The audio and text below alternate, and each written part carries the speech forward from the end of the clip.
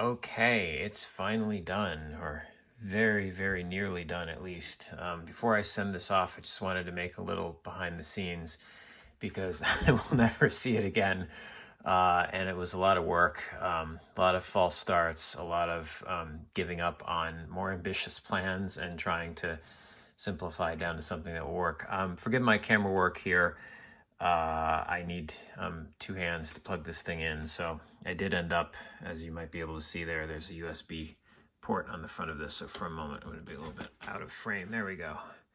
So I figured, what the hey, couldn't do battery power. So I put a little USB socket on the front, and I guess the idea is, they can plug it in, probably not permanently, but just plug it in to see it once in a while. And when you unplug it, it's fairly innocuous. So I did. I altered the code here to run each of these effects for just 10 seconds, so I could cycle through them all quickly while I'm doing the video. But anyway, as you can see there, it's a logo with some LEDs behind it and some animations. Very, very basic. I certainly don't have time to play around and do anything fancier at this point.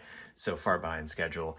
But that's the basic idea. So what is going on here? Well, behind the thing, we have, I can just turn it over here, have a custom circuit board that I laid out and then carved on my CNC mill, which in itself was a joy, shall we say. And it's being controlled by this, what is this one? This is an Adafruit Metro Mini, but it's one of those Arduino compatible things. Some custom wiring harnesses here.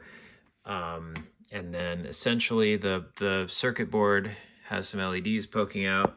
That's sandwiched. Can I just pull this forward? No, I can't. Let me unplug this for a second. Sorry again for the one-handed camera work, but in order to show this, I think... No, I don't. I don't need to disconnect it. Sorry, this is... I'm so tired. It's been so many days. I don't really want to do anything fancier with the video. I just wanted to make something quickly, so I'm going to pull the front piece off here. It's not glued yet. It's a little tricky to get apart, but yeah, behind there. So I got the piece of draft board with all the screw holes where they're supposed to be, and then I made some holes for the LEDs to poke into, and also some additional screw holes to mount the circuit board to the back, and that's the general idea. And then I just have some white acrylic and some black acrylic, and then if all the holes line up and everything, then it'll go back together. And then when that's glued on, it should be nice and solid. A little concerned about how much stuff there is in the back, mainly this USB extension cable that I'm using here to pass the connection through to the front. It's a little bit tricky. Otherwise, you could kind of squash this stuff up a little bit more. So one backup plan I have, if that's not going to work, is I could just cut this and just take the power off of it and forget about trying to... Like one nice thing about having the USB extension cable is you could technically reprogram it through the front port. So I could put the source code up on GitHub, and if they want to change the code, they could. Otherwise, if I'm just using it for power, then then it's glued inside forever. But anyway, that's what's going on. Oh, and yeah, initially when I thought of this, like I thought of putting some kind of battery powered thing on the front. I even have a bunch of these little battery holders. I was going to try to put a coin cell thing on there, but I realized after I thought about it a little more, there would never be enough juice in one of those batteries to light up this decently. And then the other thing is, like, initially when I envisioned this, I envisioned the whole thing would be glowing like a piece of edge lit acrylic. But once I started actually doing it, I found that with like the frosted acrylic.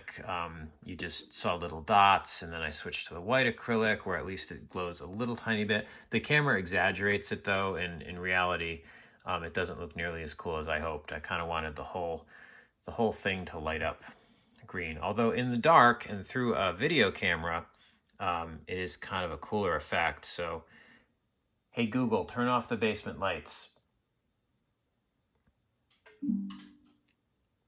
So yeah, this is kind of niftier that way. It would be nice to have a continuous green, but again, I could only do so many LEDs, so many holes, so much power budget. Routing all of those connections on the back, if you think about it, 14 LEDs means 7 LEDs is 14 wires, and then they all have to go to a resistor, and then they all have to go to a header connector. So routing that on a single-sided board. I'm just babbling now because I have stayed up very late for several days in a row, and my brain is completely shot. But I'm happy. It's working. It's working. I really hope that it will fit inside the thing. Otherwise, I've kind of done this just for stupidity. I'm going to stop the video now, and I'm going to sleep. And then tomorrow I'll figure out how to put this in a box and mail it off.